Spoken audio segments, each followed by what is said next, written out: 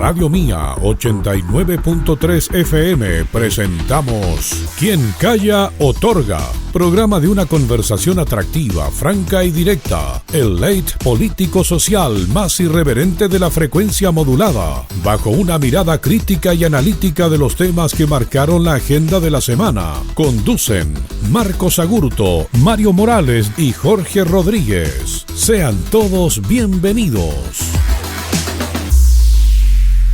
Muy buenos días, estamos como todos los sábados y domingos a las 11 horas en un nuevo programa de Quien Calla Otorga.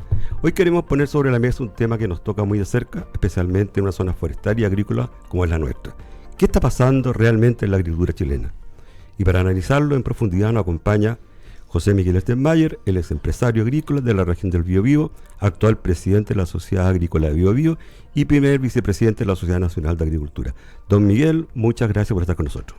Gracias, Jorge, gracias, que estén muy bien todos por acá y encantado de contarle lo mal que nos está yendo este año, pues. Bueno, también aprovechar de saludar a José Miguel. Sin duda José Miguel es una de las personas, de los dirigentes que más sabe del tema del desarrollo productivo en la provincia, en la comuna, y la verdad es que tenemos temas muy, muy interesantes, como preguntarle, José Miguel, ¿cómo ha visto usted la diversificación que ha tenido? Antes que eso, Mario, yo quería presentar a Mario Morales también, porque hay gente que no... Mario Morales, amigo aquí con Tertulio, ahí nos agarramos las mechas del cuanto, y decirle a toda la gente que nos escucha que el vejete está de vuelta.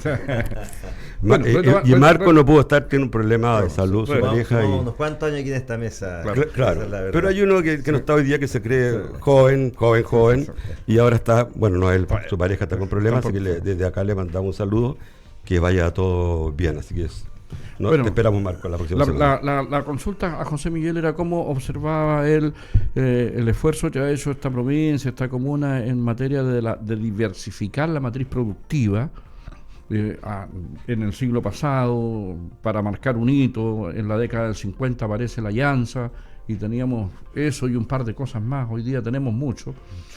Hiciste también, José Miguel, un muy buen análisis sobre el mercado de la cereza, ¿ya? Y que preocupa un poco porque es un mercado muy potente. La consulta es cuáles son los problemas que tú observas ahí: logística portuaria, logística local, la logística del mercado internacional. ¿Cómo nos podemos poner de pie y enfrentar esta potencialidad que tiene la provincia en el ámbito del mercado internacional? Porque eso es lo que nos interesa: cómo hacemos llegar nuestros productos y cuáles son las principales limitantes que tú observas en este último año, sobre todo, empezando por el mercado de la cereza, que toda la gente lo conoce muy bien. Sí, quiero terminar la frase que dije, que encantado cuento lo mal que nos está yendo este año. Y tengo razón al decirlo, la verdad es que quiero poner ese tema contingente en la mesa primero. Con este tema de la guerra y el alza de los combustibles y los fertilizantes, la verdad es que estamos muy complicados para enfrentar la temporada de siembra 2026-2027. Es crítica la situación, por lo tanto es un accidente en el camino bastante feo que estamos sufriendo hoy día los agricultores, porque con estos precios actuales de los fertilizantes y el combustible y los precios actuales también de los cereales, no somos capaces de financiar la siembra. Así que estamos ahí. Esto lo advierto porque, insisto, es un año en que los agricultores vamos a pasarlas relativamente mal, justamente por eso. Y yendo ya a lo positivo, a lo que hemos logrado por tantos años ya aquí en nuestra región, nuestra provincia, sin duda que Biobío tiene una característica bien especial. Somos el centro de Chile, en primer lugar, aquí estamos en la mitad del país, pero también somos, como se podría decir, la representación de lo que se hace en todo Chile en cuanto a la agricultura. Acá producimos prácticamente todo lo que Chile hace: ganadería, fruticultura, horticultura, los cultivos y el tema forestal. Es decir, somos una región muy integral desde el punto de vista de la capacidad productiva. Misceláneo, un término que está ocupando misceláneo, mucho. Exactamente. Bueno, a propósito de misceláneo, nos metieron el 12,5% en el proyecto a las pymes, pues así que estamos alegando ahí también. Sí. Yo espero que se cumpla lo que prometió el ministro García y el presidente, ¿cierto?, en cuanto a que se va a mandar un proyecto paralelo. Bueno, y siguiendo con nuestra realidad, ¿cierto?, local, hay una historia, efectivamente una historia que parte probablemente con todo lo que es Llanza, Chiprodal en su momento, ¿cierto?, toda la industria que se montó para la agricultura, que después sigue con una crisis que fue compleja, que tiene que ver con la reforma agraria, pero que después se recupera justamente con apertura de mercado y llegando a todos los mercados del mundo hoy día con nuestros productos, que es algo que tenemos que volver a reforzar, porque claramente hoy día hay hartos competidores también que están saliendo del camino. José Miguel, antes de que se produjera este tema de la guerra, ¿no es cierto? En el periodo 25-26, Chile exportó a menos como 20.000 millones en productos así agropecuarios, ¿no es cierto? Pero al mismo tiempo hay agricultores que dicen que están perdiendo plata. Quiero dejar de lado esta coyuntura, ¿no es cierto? Porque esto se decía antes que... ¿Por qué? ¿Cómo se explica esta contradicción? ¿El agro chileno está bien o está en crisis? Poniendo en el lugar que estuviera una situación menos normal.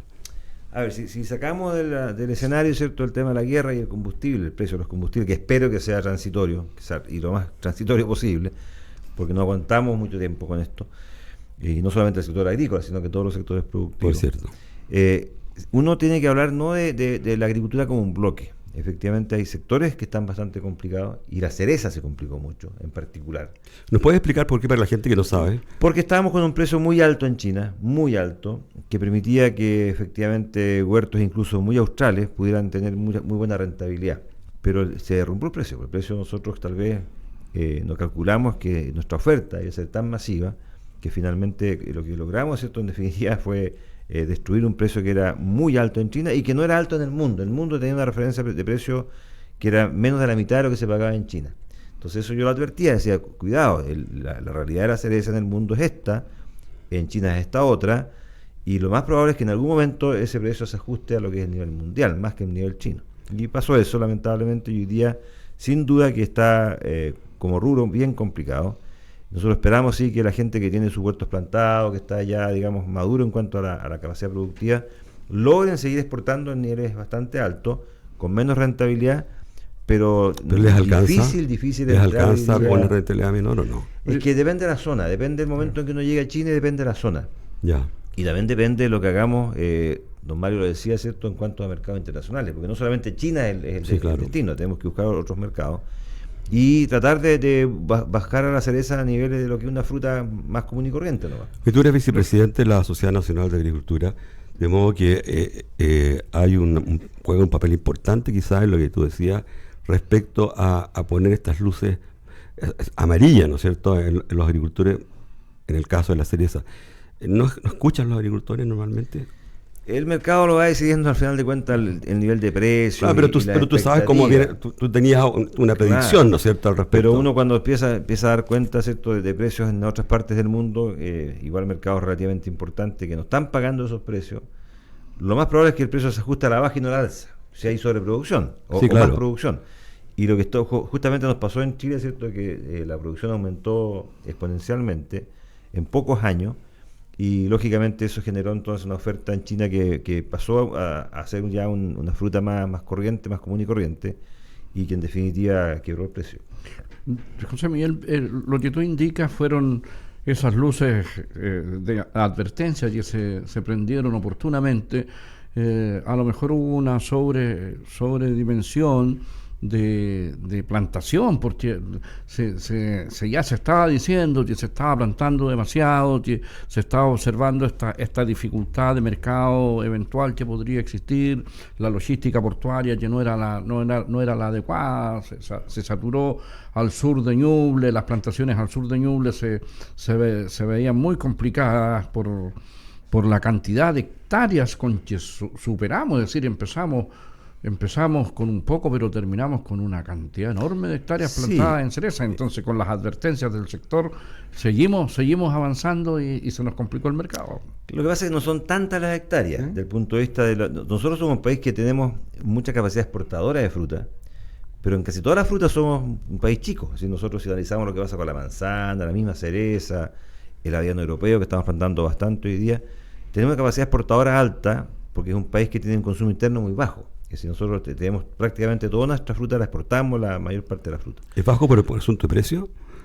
No, porque me refiero porque vale más la pena venderlo fuera, somos pocos habitantes, imposible, es cierto, que con 20 millones de habitantes satisfagamos poco consumo interno. Claro, aquí se come bastante fruta en Chile, pero comparado con un mercado como por ejemplo Estados Unidos o mismo China, que tiene mucho más cereza que nosotros, pero mucho más. Lo que pasa es que los produce en la contratación. Claro. Nosotros entramos justamente con el año nuevo chino, que es precisamente el momento en que se vende mejor la cereza. Pero China, el mercado interno, estaba completamente satisfecho durante la temporada de ello de cosecha. ellos tienen 50 veces más hectáreas de cereza que nosotros, es mucho más la cantidad que tienen.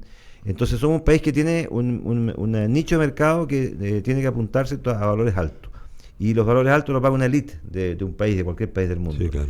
Y en particular de China. Entonces, claramente, con los precios que estábamos llegando, esa élite era suficiente para que nos pagara lo que nos estaba pagando. Pero ya estamos bajando un par de peldaños desde el punto de vista de que más gente estamos llegando. Gente que tiene también interés en comprar, pero no a esos precios. Y eso es lo que pasó en China. Entonces, claramente los chinos se dieron cuenta que había una producción que venía con mucha fuerza y también se dieron cuenta entonces que era posible manejar los precios de una forma más interna que externa de parte de la misma China. Una consulta técnica, José Miguel.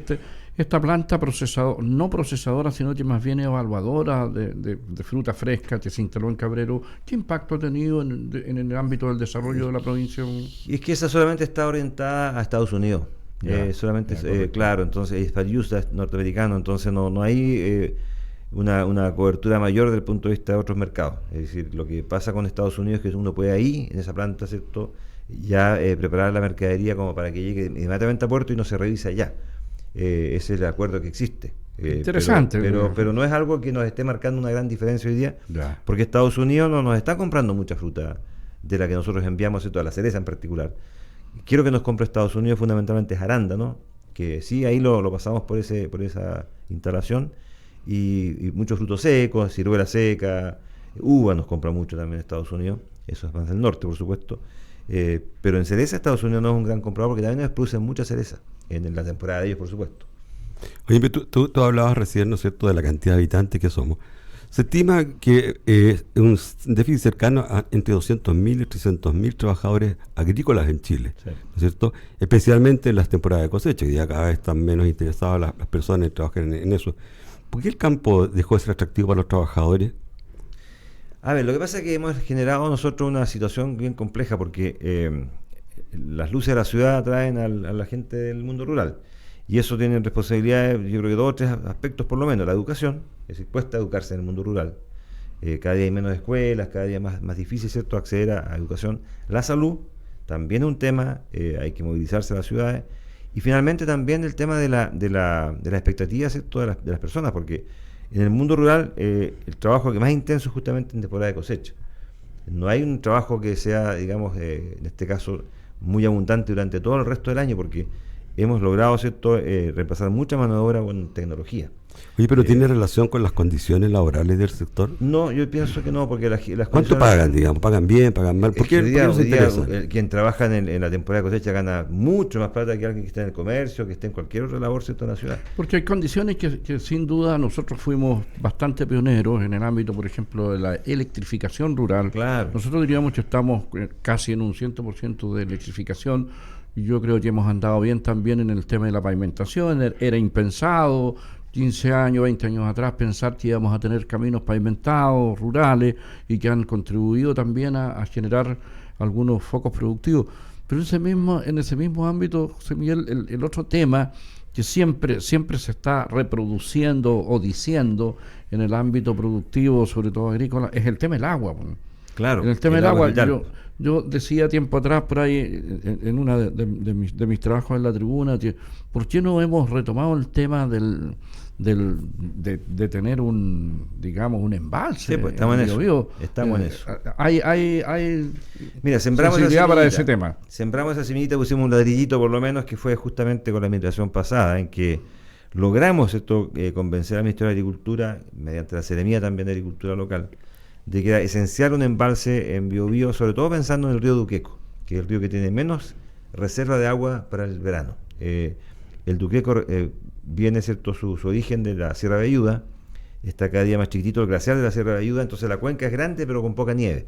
Por lo tanto, la nieve que cae durante el invierno, prácticamente se derrite toda ya al mes de diciembre, y esa agua después se fue, ¿cierto?, al mar, y no se aprovechó en riego ni ningún otro tipo de servicio. Entonces estamos pensando en un embalse del Duqueco que sea multipropósito, que tenga funciones de regadío, por supuesto, energía eléctrica que se pueda generar ahí, ¿cierto?, con el agua, turismo, la zona que estamos pensando, el embalse es una zona bonita desde el punto de vista del turismo, y también, por supuesto, mitigación de las crecidas de los ríos. Con el cambio climático estamos teniendo más crecidas fuertes durante el invierno, y eso se mitiga con un embalse. Y finalmente todo el tema del control de incendios, ahí tendríamos un reservorio de agua, ¿cierto?, para que en el verano se pueda recoger agua en el caso de que haya incendios forestales. Entonces estamos pensando en un embalse de ese tipo y que tenga las características de ser una inversión, ojalá en el corto plazo, digamos, desde el punto de vista del proyecto, para que tengamos mayor cobertura de riego en la región. Oye, se estima más o menos que son 300.000 hectáreas de riego que se han perdido en los últimos años. ¿Tú crees que es un problema estructural o es un problema de Estado? ¿O ambos? A ver, la zona que más riego se ha perdido es justamente la cuarta y tercera regiones, que ahí hay efectivamente infraestructura de embalse. Entonces hay un tema climático, natural que está ocurriendo, que está afectando, ¿cierto?, en ese sentido. También la quinta región en parte. Pero todas las zonas yo diría, del Maule hacia el sur, nos falta infraestructura. Necesitamos mucho más canales, más embalses, más proyectos que nos signifiquen, ¿cierto? Porque agua vamos a tener siempre acá en esta zona, siempre hay agua durante invierno, y esa agua hay que tratar de dejarla en un embalse para que se pueda recargar. Hay unos casos, se dice que hay una responsabilidad de parte de la agricultura por la sobreexplotación de las cuencas, digamos. Es que lo que pasa es que tú la puedes alimentar las cuencas, la puedes alimentar, mira. ¿Y por qué no se hace? Porque no se ha tomado la decisión, ¿cierto?, como Estado, de que efectivamente el riego es prioritario y todo lo que rodea el riego. Tú lo que tienes que hacer, ¿cierto?, en el caso del riego, y de las cuencas en particular, y de las napas subterráneas, es aprovechar estas aguas de invierno, insisto. Y eso tú la puedes infiltrar, por ejemplo, mediante captaciones, la metes a la napa de vuelta durante el invierno, tienes agua, ¿cierto?, en el verano. El embalse es una de las mejores también fórmulas para que el agua se infiltre. Y lógicamente también tenemos que pensar, ¿cierto?, en cómo logramos que todo lo que es el riego se dignifique, que tengamos mucho más tecnología de riego predial, que estamos implementando mucha tecnología, porque al mismo tiempo ahorras agua con eso y puedes llegar a zonas que son más elevadas, ¿cierto?, con sistemas de bombeo, etcétera. Entonces hay mucho que hacer en el riego. Nosotros podemos perfectamente regar pronto unas 500.000 hectáreas más si hacemos todas estas obras en las regiones de Malleco, es decir, de la Araucanía, ¿cierto?, Malleco en particular, la provincia de Malleco, Ñuble y Biobío. Y en el caso del norte, por ejemplo, Serena, Coquimbo, que antiguamente no eran una zona casi desértica, nosotros un poquito más al norte también, que hoy día están, el desierto está avanzando. Es cierto que es cambio climático, pero hay experiencias como por ejemplo la de Israel que de un desierto han hecho unos vergeles. No, claro, si ¿Qué tú tienes hace agua, falta? Si tienes agua puedes hacer maravillas con el desierto. Lo que pasa es que el costo de regar el desierto es muy alto. Entonces, si tú tienes opciones de regar con costos más bajos en cultivos similares más hacia el sur, donde hay más agua, obviamente que esa es la opción. Israel es todo desértico, no hay muchos cambios climáticos dentro del país. Nosotros tenemos un país, ¿cierto?, que tiene desde el Maule al sur gran potencialidad todavía de aumentar riego y por supuesto producción. José Miguel, un tema, me gustaría conocer tu opinión, si efectivamente tenemos nosotros acá en la zona un retroceso en la actividad forestal, sí. Y digámoslo claro, por todos los eventos de la 9ª región, por esto, los incendios, la quemazón de camiones, la sensación de que la mayoría de los incendios son intencionados, si ese retroceso de la actividad forestal, ¿de qué manera nos puede impactar? O a lo mejor abre más espacio para lo agrícola? Llama la atención de que las empresas forestales potentes nuestras están instaladas en México y en Brasil. ¿Qué impacto observas tú? Claro, hemos decrecido en superficie. Es una tragedia lo que está pasando con el sector forestal, porque de 2,5 millones de hectáreas que teníamos, estamos hoy día ni siquiera en 2 millones de hectáreas. Es decir, la verdad que bajamos un buen porcentaje, un 20% de la superficie. Y eso, lógicamente, con una infraestructura de planta mucho más grande. Ya tenemos MAPA, por ejemplo, en Arauco, tenemos Itata, tenemos la planta de Laja que se está mejorando, tenemos Inforza en Nacimiento. Es decir, hoy día tenemos una capacidad instalada, la de Valdivia también, una capacidad instalada que es muy, muy alta y poco bosque que está respaldando, ¿cierto?, esa capacidad instalada. Estamos con muchos aserraderos parados. Nos falta madera. Entonces, en definitiva, hay que buscar la fórmula, ¿cierto?, de volver a crecer en el tema forestal, más plantaciones. Y hay que buscar el fomento forestal a nivel de medianos y pequeños propietarios. Y las plantas, es decir, las empresas no se están yendo de Chile. Lo que pasa es que están creciendo fuera de Chile. Bien. Porque no tienen la capacidad de crecer más acá en Chile. Ya sea por los incendios, ya sea por también un territorio nuestro que es más pequeño. CMPC, por ejemplo, que está aquí localmente instalada, ellos hay un compromiso con ellos, ¿cierto?, de que no se van del país por ningún motivo, se quedan acá. Van a intentar aumentar producción incluso acá, pero sin embargo son plantas grandes que tienen mercados mundiales tremendamente extensos y están con productos que son del primer nivel. Sabemos, por ejemplo, que el tema de la celulosa va a reemplazar el plástico en gran medida, entonces el consumo mundial de madera va a aumentar. Y solamente pueden crecer a niveles de lo que están creciendo ellos en países como Brasil, por ejemplo, o como Paraguay eventualmente, o como Brasil. Argentina y Uruguay. Brasil hoy día es el foco principal, ¿cierto?, de la inversión forestal chilena. Se dice que el problema de Brasil, a pesar que tiene tierras bastante adecuadas, pero parece que la infraestructura no es muy adecuada para movilizar la producción. Ellos están haciendo inversiones sobre todo en el sur de Brasil, ¿cierto?, en que consideran no solamente la planta y los bosques, sino que toda la infraestructura. Están armando aeropuertos, están haciendo carreteras, están poniendo, ¿cómo se llama? ¿Esta es la empresa privada? Fibra óptica, de parte del Estado y de la empresa privada. Y de la empresa privada. Es decir, la empresa privada invierte en la fábrica, hace la inversión, se pone de acuerdo con los agricultores de la zona, los propietarios forestales, para plantar en sus campos. Ellos no están comprando tierras forestales, están plantando con agricultores locales.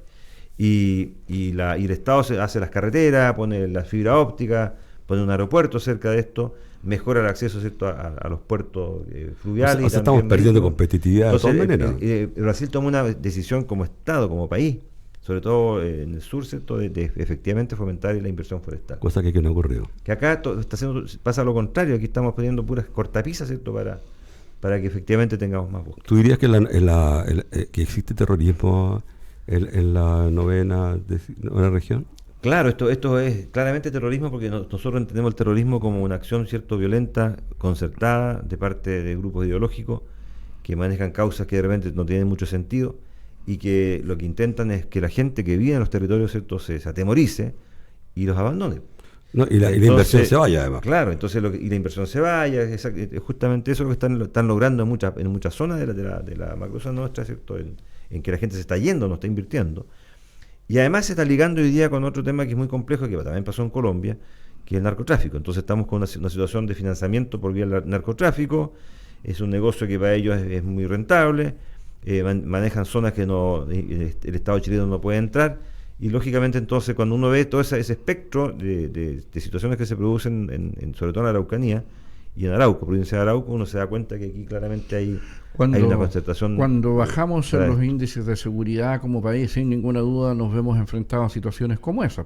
Sin duda. Si huelga cualquier comentario, el nivel de inseguridad que existe en la novena región, y por eso yo te hacía la pregunta, porque tú eres una de las personas que sabe en esta materia, manejas los números, y existe una cierta aprensión en la ciudadanía, y sobre todo cuando se vincula con el trabajo. Pucha, si se nos van las empresas forestales grandes para afuera, ¿qué va a pasar? ¿Qué va a pasar con el país?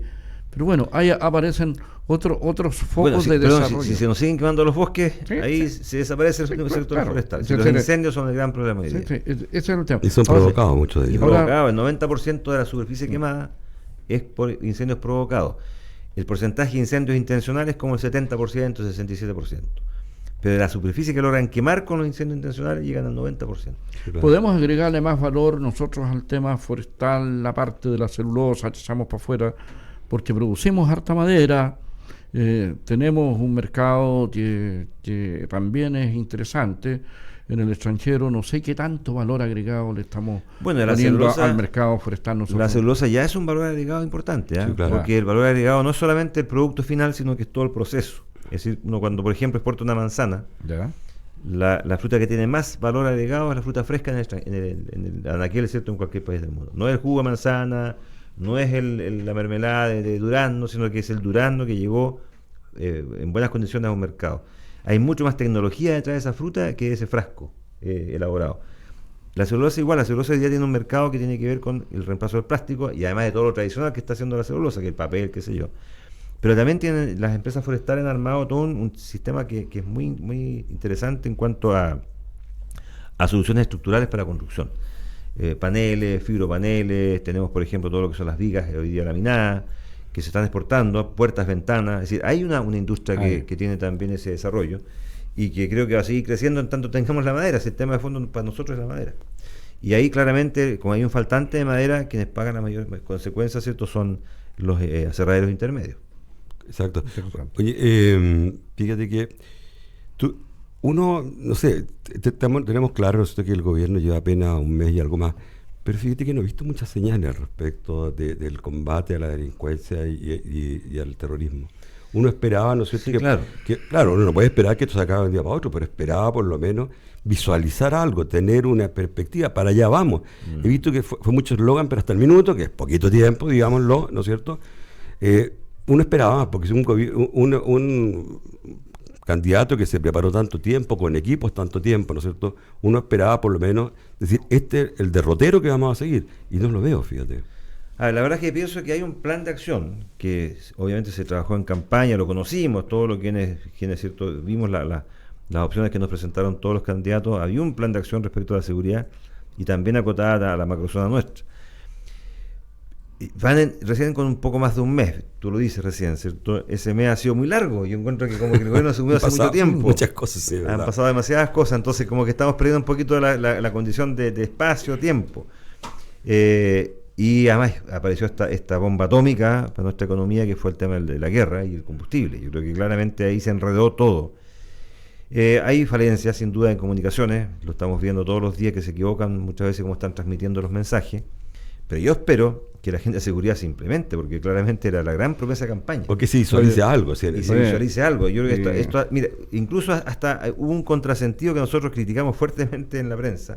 Salimos a alegar porque nos dice el ministro de Defensa que se estaría pensando, ¿cierto?, en desescalar el estado de excepción precisamente en nuestra zona, sobre todo la Araucanía, y ahí dijimos, no, si claramente aquí el riesgo está totalmente latente. No se ha solucionado nada como para hacerlo. Exactamente, tenemos mucha gente que no se ha podido, digamos, detener, que están actuando en toda la zona, y que en definitiva si tienen más espacio para hacerlo, lo van a hacer. Por lo tanto, es una cosa que va en contrasentido a lo que nos dijeron en la campaña. En la campaña decían, ¿cierto?, que esto ahora bien, en ese tema yo creo que hay que ser súper objetivo y sumamente responsable. El tema de la violencia, el tema de la inseguridad en Chile es un tema súper estructural y que no empezó ayer ni anteayer. Es decir, es un problema que nos viene escalando desde hace rato, sí, y que tiene que ver con la poca capacidad que tuvimos nosotros de...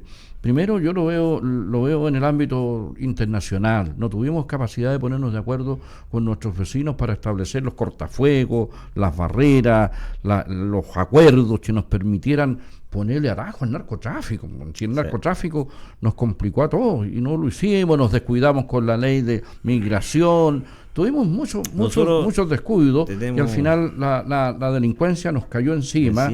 Y hoy día, por ejemplo, escuchaba yo un muy buen análisis del senador del Maule, el ex general Vial, ¿ya? Y que siempre dijo, mire, no nos entusiasmemos, la delincuencia le vamos a hacer empeño, pero no la vamos a atajar. Este es un tsunami grande que tenemos encima, y yo pienso lo mismo. Yo creo que ojalá tengamos acciones claras, visibles, a corto plazo, pero que no vamos a cortar esta lacra de un pencazo. No, si nadie pensó, ¿cierto?, que esto se cortara de un día para otro, imposible.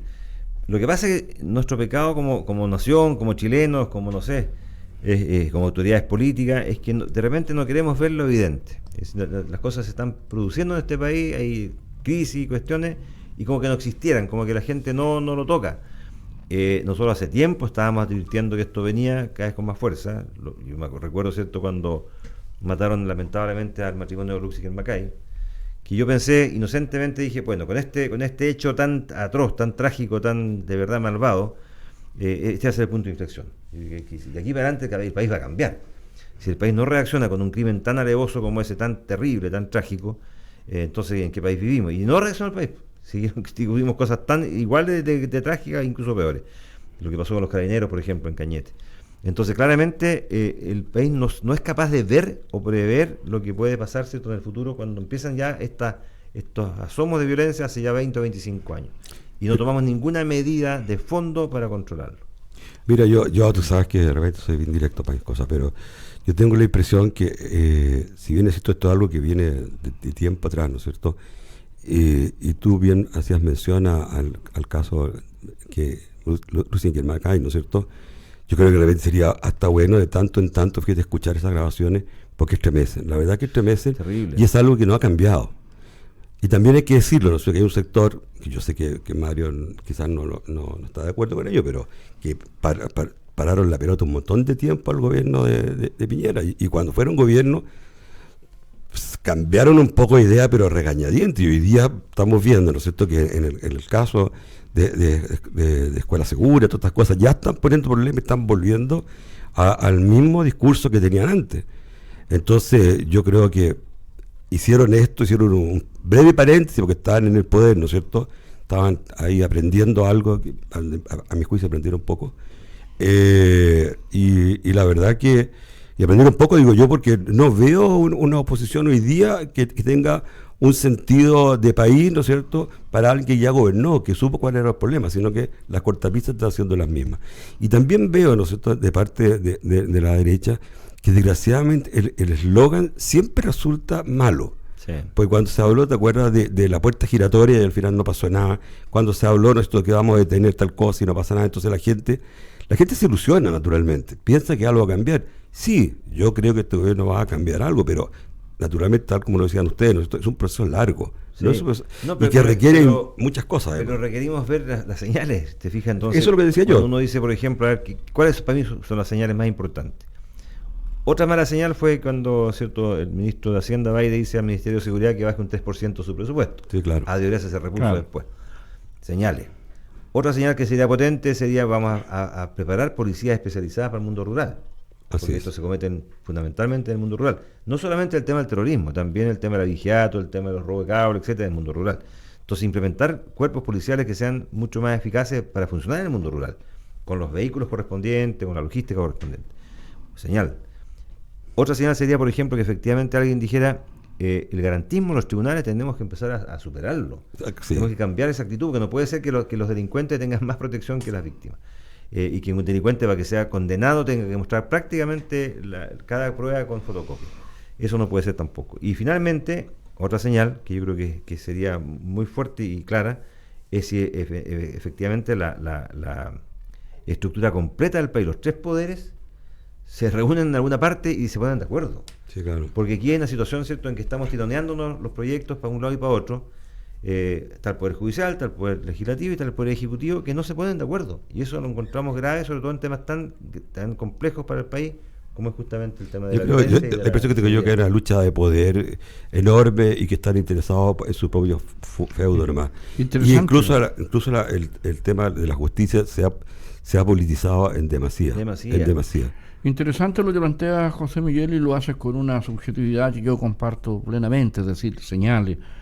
Lo que viene en camino, y me preocupa en lo personal y políticamente también, es el anuncio de ya ser presidente de esta mega reforma, ¿ya? Que no la conocemos mucho.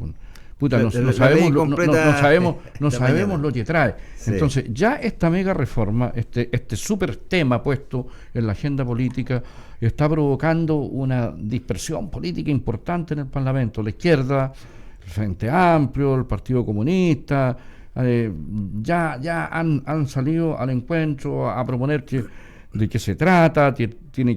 Los temas tienen que ser abordados sectorialmente, tienen que estar instalados en las diferentes comisiones del Parlamento.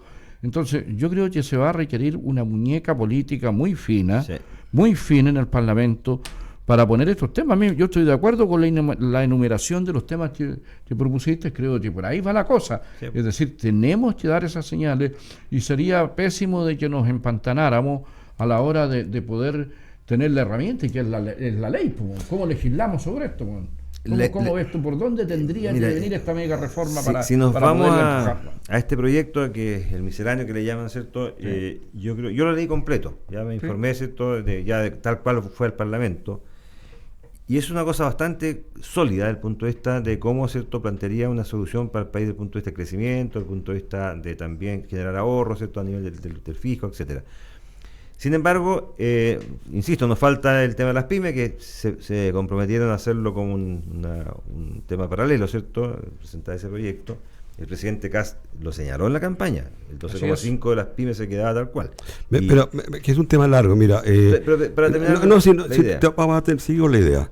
No quiero decir que ahora hay que hacer un corte, hacer un corte y vamos a seguir. Estamos con José Guillermo Stenmayer, es presidente de la Socavío y vicepresidente de la Sociedad Nacional de Agricultura, primer vicepresidente, ¿no es cierto? Hacemos un corte y volvemos enseguida y sigue José Miguel con la palabra.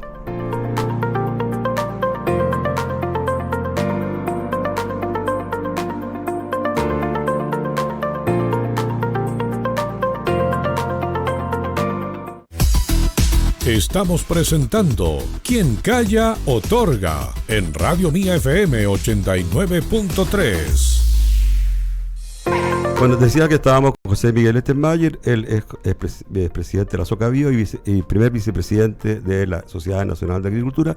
Él nos estaba explicando algunos temas. Por favor, puedes continuar. Quedé con el sin embargo. Sin embargo. Tú sabes que el corte comercial hay que hacerlo. Perfecto. Pero el titular era la mega reforma y que la habías estado explorando bastante bien. Claro, la leí completa y es muy sólida desde el punto de vista de lo que está proponiendo, porque claramente este país requiere que se bajen los impuestos a un nivel que sea razonable con la OECD, porque estamos hoy día compitiendo en forma bastante desequilibrada. Estamos con un 27% de impuestos a la renta contra un 23, 22, 21 dependiendo del país.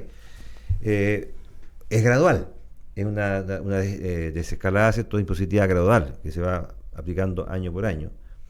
Y sin embargo, que yo dije, esto tiene que ver con el 12,5% de las pymes, que tenemos el compromiso del gobierno de que se va a analizar con un proyecto paralelo y que espero que sea lo antes posible. Pero creo que este proyecto se presentó mal. Es decir, la verdad es que no se sensibilizó adecuadamente porque se planteó como un proyecto, ¿cierto?, que no se conocía.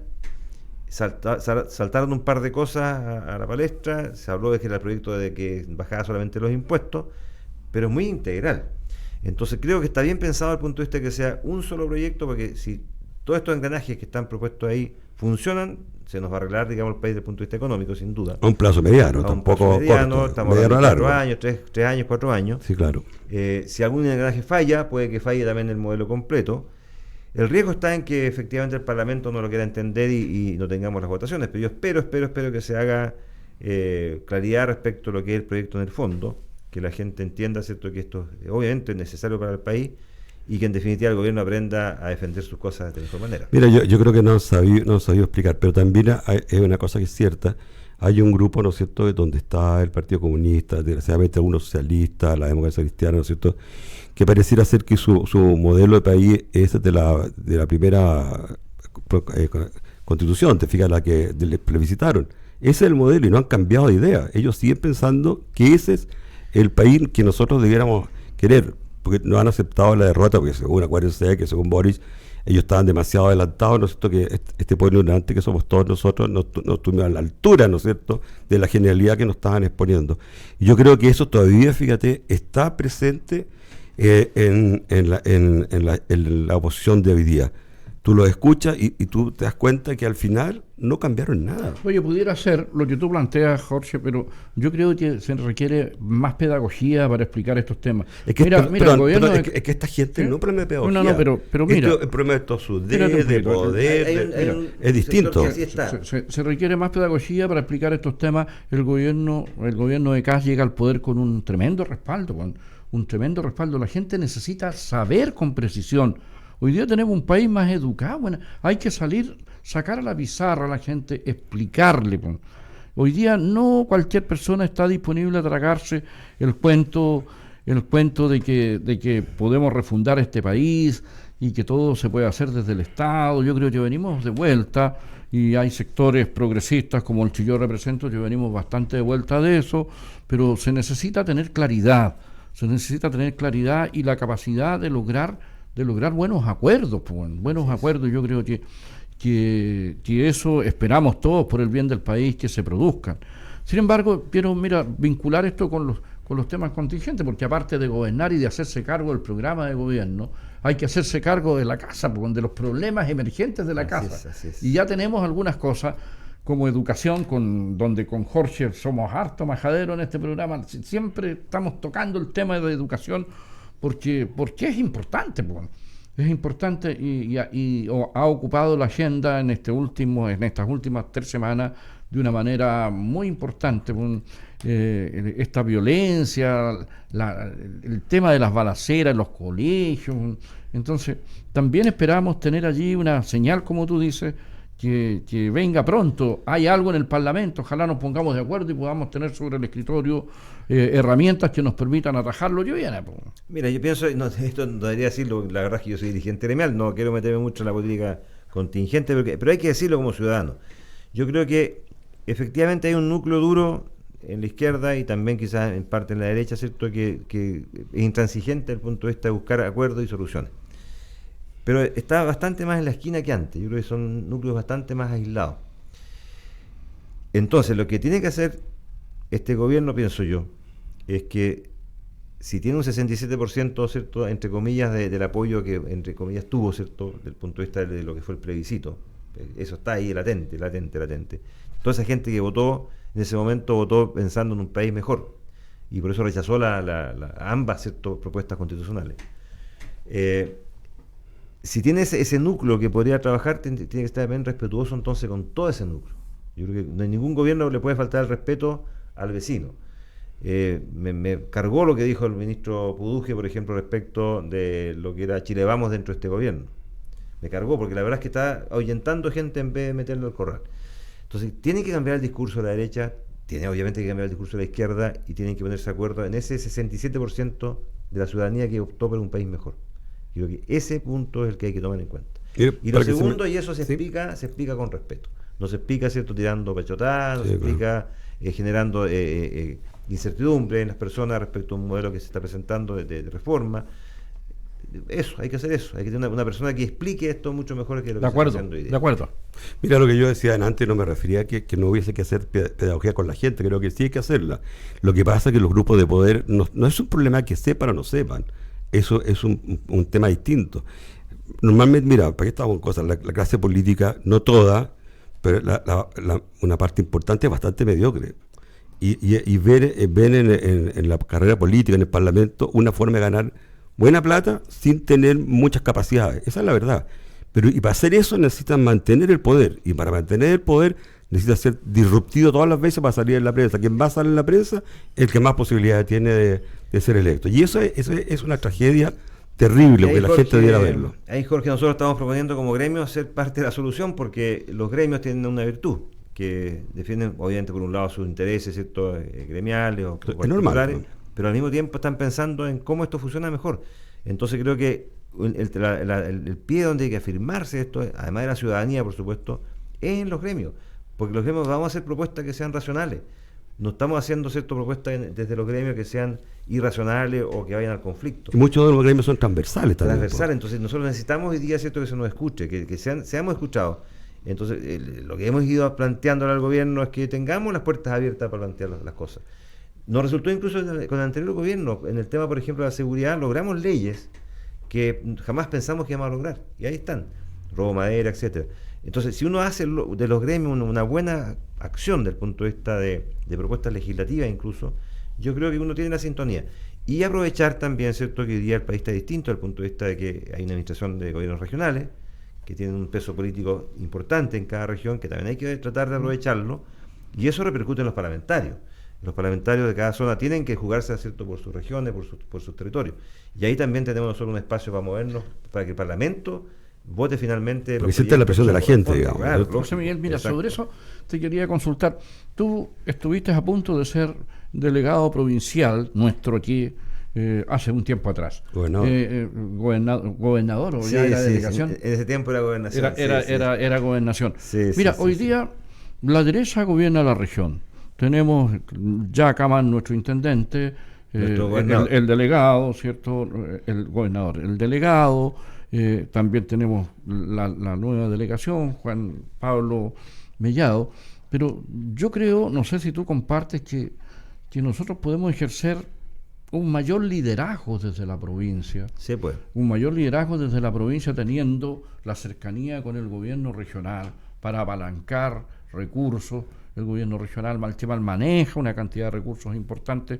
¿Tú crees que por ahí pudiéramos andar bien si los gremios tienen un buen diálogo con toda la institucionalidad gubernamental, digámoslo, con los alcaldes, con el delegado, con el gobernador, Sí.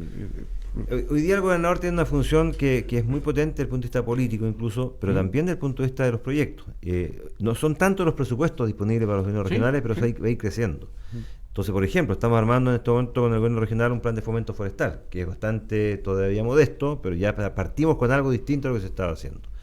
Y la otra mirada, ¿cierto?, que hay que tener respecto de cómo se puede administrar desde la región parte del presupuesto, es mejorando también la capacidad de los municipios. Hoy día la gran falencia, diría yo, que está bloqueando en cierto modo la descentralización, tiene que ver con los municipios. Los municipios están hoy día quedando atrás desde el punto de vista de la gestión, están quedando atrás desde el punto de vista, ¿cierto?, del equipamiento, están quedando atrás desde el punto de vista incluso de las autoridades que algunas veces asumen ahí. Y hay tremendas brechas entre municipios, por ejemplo, como los que están hoy día muy prósperos, como Vitacura, Providencia, respecto a municipios como Quilleco, como Antúcar. Claro. Entonces necesitamos en la parte municipal hacer un esfuerzo notable en mejorar gestión y capacidad instalada. Eso en primer lugar. Y más ahí control, y más control, estábamos viendo el trabajo que se gasta más en show artístico, lógico, y payaseo. Entonces, que mientras no tengamos sociales. Municipios alineados con la mejor gestión y controlados, poco puede hacer el gobierno central y menos el gobierno regional. Porque esos recursos que se traspasan en ese municipio no van a ser bien usados o van a ser mal invertidos. Entonces creo que yo haría un esfuerzo notable de ese punto de vista. Son usados generalmente para hacer campaña al propio alcalde y para seguir manteniéndose en el poder. Eso es lamentable. Si le ponemos empeño, todos, porque los municipios son diversos, si todos los sectores políticos le ponen empeño, pudiéramos mejorar el desempeño de la provincia, digamos, apalancando recursos. Pero parte de abajo. Incluso a nivel central, tú nombraste delante de los parlamentarios. Es decir, yo recuerdo, era más cabro cuando Octavio Jara era parlamentario. Octavio Jara era tan transversal, conversaba con todo el mundo. Yo creo que tenemos que recuperar. Yo creo que tenemos que recuperar esa forma de hacer política sistémica, más integral. Sí. Mira, tenemos un ministro que es así. Claro, tal vez una última pregunta. Tenemos un ministro que es de Agricultura que es así, como dice usted. Así que estamos bien ahí. Pues tal vez una última pregunta referida a la provincia, José Miguel. Mira, el gran desarrollo que hemos tenido en el ámbito energético eólico.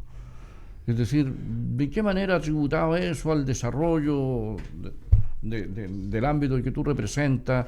¿Podríamos ser mejor a nivel regional? Desde el gobierno regional podríamos tener una región más interconectada. Hoy día la Internet tiene un valor propio, que sea más accesible. Somos la región de la energía, güey. La verdad es que en el tema eólico y solar hoy día también, que están apareciendo algunas plantas de ese tipo, más en lo hidráulico, somos la región que produce la energía limpia. Pero no hay interconectividad. Entonces nos falta, obviamente, más cableado, que lamentablemente es eso, ¿cierto? Claro. Para llegar, ¿cierto?, a distintas partes. Es increíble que nos haya hecho. Porque está bloqueado por el tema ambiental. Entonces yo creo que aquí el punto de fondo está, ¿cierto?, en que hemos logrado un equilibrio de producción de energía limpia, muy importante en la región. Hemos logrado también un equilibrio con los propietarios de estos campos donde funcionan estos proyectos. Le ha ido mucho mejor a esa gente desde el punto de vista económico, desde el punto de vista, ¿cierto?, de su calidad de vida. Tal vez hemos tenido problemas desde el punto de vista de las distancias, por ejemplo, a zonas pobladas o viviendas. Hay que ver eso también, hay que ser un poco más estricto quizás en ese ámbito. Pero un potencial tremendo. Y se está notando fuertemente en nuestra zona, porque somos, a pesar de todo, ¿cierto?, la zona que tiene mayor quizás desarrollo en el sur del país. Es decir, la ciudad que más está creciendo es Los Ángeles. La banca aquí se da cuenta que es una zona que se invierte mucha plata en ese ámbito y lejos respecto a otras zonas. Entonces tenemos que aprovechar eso, y ahí lo que nos falta es justamente que la gente entienda que estas son las cosas que mejoran la calidad de vida. En el ámbito rural, y termino con esto, pero discúlpame, en el ámbito rural nos falta la tercera línea, vale decir la trifásica, ¿o no? Claro, hay sectores que son de monofásica todavía y que nos falta, por supuesto. Lo que pasa es que cuando uno desarrolla la agroindustria mayor. Sí, cuando uno ve, por ejemplo, que el campo está complicado con su rentabilidad, cuesta echar a andar la máquina. Entonces tenemos que hacer algunos esfuerzos en que el Estado se meta de vuelta y diga, vamos a subsidiar una instalación eléctrica, ¿cierto?, trifásica para un sector que tiene un potencial X. Eso hay que hacerlo. Nosotros no podemos ir a bancar todo esto solamente desde el punto de vista privado. Oye, mira, hoy hemos escuchado una realidad que muchas veces no aparece en los titulares, lo que tú nos estás contando, ¿no es cierto? La agricultura sigue exportando 20.000 millones de dólares anuales, que es una cifra increíble, Pero así todo, cada vez la situación de los agricultores se torna más preocupante. Tenemos una crisis hídrica, ¿no es cierto? Tenemos problemas con los precios internacionales. Para terminar, ¿cuál sería una visión optimista o la visión que tú tienes de para dónde vamos? ¿Tenemos posibilidades? ¿Es posible recuperar el campo para que la gente sienta el atractivo de volver al campo, que sería fantástico? Claro, yo insisto que la agricultura no es un bloque, son muchas agriculturas, muchas zonas, ¿cierto?, que tienen realidades distintas. Entonces, hay mucha gente técnica que no hay hoy día. En nuestro sector muchas brechas tecnológicas o de otro tipo. Entonces, las falencias de Chile más importantes son escalas. Nosotros tenemos una agricultura muy dispersa, muy pequeñita. La segunda falencia es distancia. Nuestros fletes son más caros que para otros países. Y nuestra tercera falencia, ¿cierto?, hoy día es que quizás estamos invirtiendo poco desde el mundo público en el mundo rural. Nos faltan de todo tipo de obras de infraestructura, ¿cierto?, en el mundo rural. Son las tres falencias. Nuestras tres virtudes, para decir las cosas así en numeritos. Uno, nuestra calidad de los alimentos. Somos de verdad un país limpio en producción. Segundo, nuestra capacidad instalada desde el punto de vista de los empresarios agrícolas. Tenemos gente muy preparada para producir. Hemos incorporado tecnología de punta, qué sé yo. Y el tercer factor, que creo que es algo que tenemos que empezar a ver cómo lo logramos, ¿cierto?, mejorar, es cómo logramos también que Chile se transforme en un país que no solamente, ¿cierto?, sea exportador de alimentos producidos dentro del país, que podamos integrar producción sudamericana con industria aquí instalada y que logremos llegar a los mercados que estamos llegando hoy día. Y si tenemos que buscar también la forma de integrarnos, porque el hemisferio norte es mucho más gente que el sur y tenemos mercados que no hemos podido satisfacer. Tú nombraste una palabra, integración. ¿Cómo subimos al carro del desarrollo a los viejos chicos?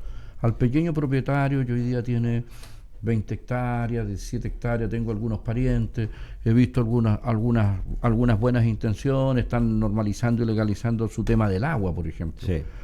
Que estaba muy disperso, tenían algunas herencias divididas, hay un buen esfuerzo que se está haciendo en esa línea, pero ¿cómo los echamos arriba? Porque hasta hace años atrás los viejos chicos tenían un acopio lechero, por ejemplo, y vaciaban la leche ahí, se cerraron los acopios. Exacto. Es decir, desde el punto y de tu experiencia, de tu rica experiencia dirigencial, porque tú sabes de esto, ¿cómo los echamos arriba a tus viejos al desarrollo? Yo creo que hay dos o tres fórmulas, ¿cierto?, que tendríamos que tratar de mejorar y acelerar. Uno es sin duda que la asistencia técnica de INDAP sea mucho más precisa en lo que son los rubros. El Estado, ¿cierto?, ahí apoya a los pequeños productores con INDAP, pero de repente se equivoca INDAP en cómo los está apoyando. Entonces, al final de cuentas, es un asunto de subsistencia más que de producción. Segundo asunto es cómo logramos que se aumente la masa, la escala de producción. Y ahí tal vez el tema cooperativo puede ser una idea, ¿cierto?, o sociedades entre agricultores que permitan que la capacidad instalada de 10 o 12 o 15 predios permitan ya llegar con volumen.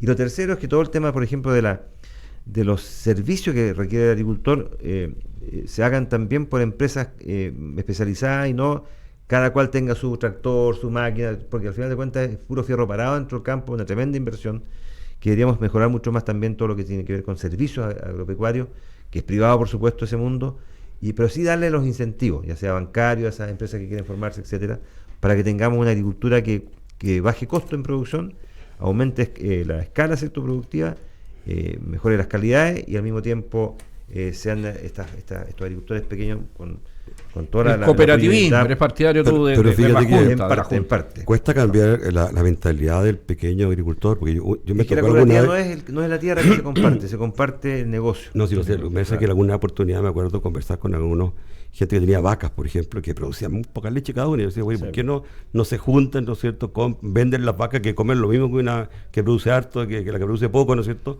se compran en vez de tener 30 vacas, 5, yo no entiendo mucho el negocio, pero y 5 que le dan lo mismo que la otra, van a comer menos que la otra, va a ser un buen negocio para todos, tienen una pura central donde traen leche, pero no, eso es imposible pensar en que siempre pensaban que el otro se lo iba a embarrar. Bueno, y eso cuesta cambiar que se han acabado las lecherías, porque la gente no es capaz de competir con esa escala. Ese es el tema de fondo. Entonces hay que buscar la manera de que la asistencia técnica sea mejor, insisto, porque ahí de repente parte de la primera falencia. Exacto. Mario, las últimas palabras y después dejamos terminar. No, mira, agradecer esta riquísima conversación con José Miguel. Yo creo que hemos aprendido muchísimo y esperamos también haber compartido con nuestros auditores este tema, que es un poquito técnico, de repente cuesta un poquito entenderlo, pero José Miguel fue súper pedagógico y esos son los datos, pues, estimados amigos.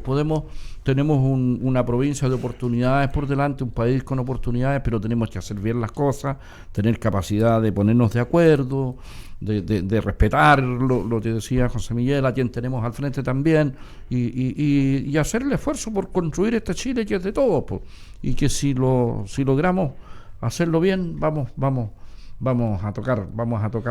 volar harto. Así bueno, que muchas gracias, José Miguel, por ilustrarnos. Hemos estado con nosotros, con el presidente de la Sociedad Agrícola Bio Bio y primer vicepresidente de la Sociedad Nacional de Agricultura, José Miguel Estemayer. Tus últimas palabras, José Miguel. Solamente decir que cada día, cada chileno y cada habitante del mundo se sienta con una agricultura en la mesa. Es decir, estamos todos los santos días del año, de la vida, abasteciendo millones y millones de hogares en todo el mundo con productos de agricultores también en todo el mundo. Entonces hemos cumplido ese papel de una forma brillante.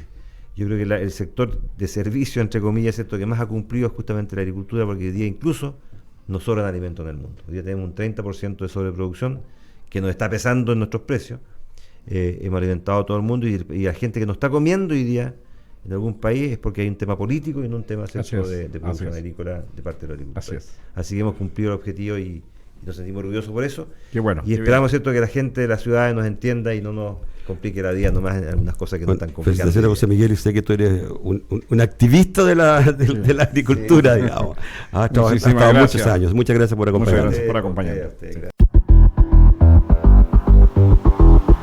En Radio Mía 89.3 hemos presentado Quien Calla Otorga, programa de una conversación atractiva, franca y directa, el late político-social más irreverente de la frecuencia modulada, bajo una mirada crítica y analítica de los temas que marcaron la agenda de la semana, con la conducción de Marcos Agurto, Mario Morales y Jorge Rodríguez. Los esperamos en una nueva edición de Quien Calla Otorga.